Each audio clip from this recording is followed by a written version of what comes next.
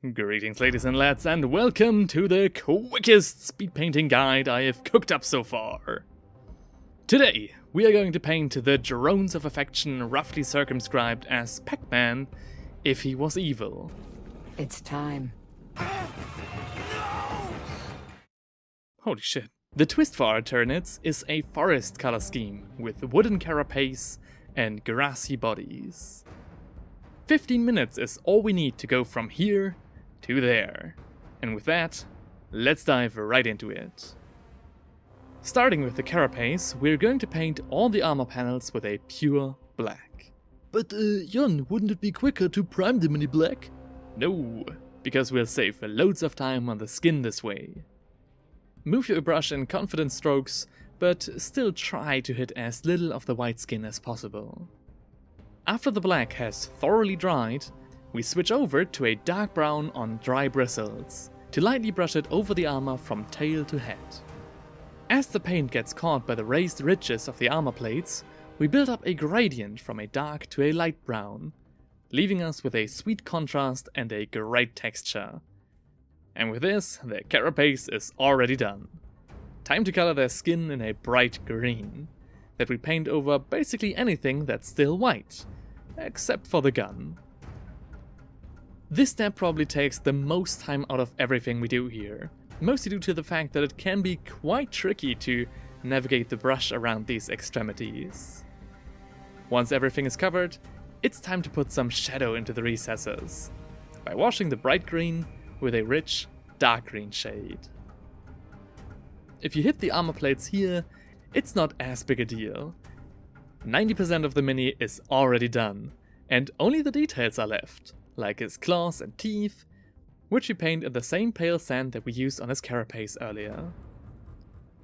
For his tongue and eyes, I went with a bright yellow, to have them properly stand out from the rest of the mini.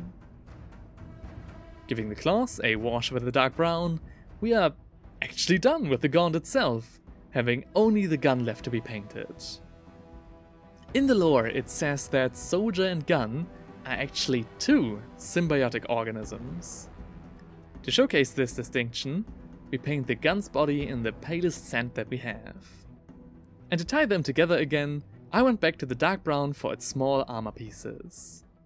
A quick wash and the gun is done as well, and with that, the whole model is in fact finished.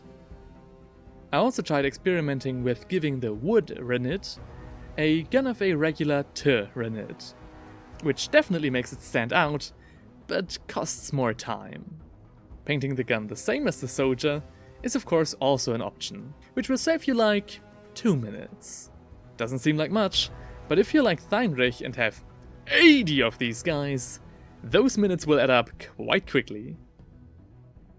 That being said, whatever you do, you will end up with a great looking Nid in a very short amount of time. For the base, I got myself one of these leaf stencils from Green Stuff World. Kinda hard to press down, not gonna lie. I did not expect that from such a small tool, but it'll give you some proper leaves to decorate the base with. Some sticks from outside and maybe a bush here and there, and you've got yourself some proper woodland Tyranids.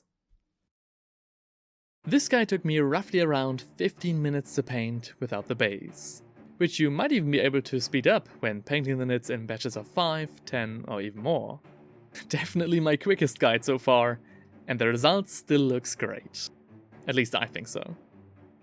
As always, I have all the paints that I used down in the description of the video, and if you have any questions, maybe a couple of suggestions, be my guest and leave your thoughts in the comments below. Thanks a lot for watching, and if you're up for something more intricate and complex, I highly recommend checking out my Halloween specials or the huge winter project from last year. If you like what you see, please feel free to subscribe. And until we meet again, take good care of yourself and have fun painting.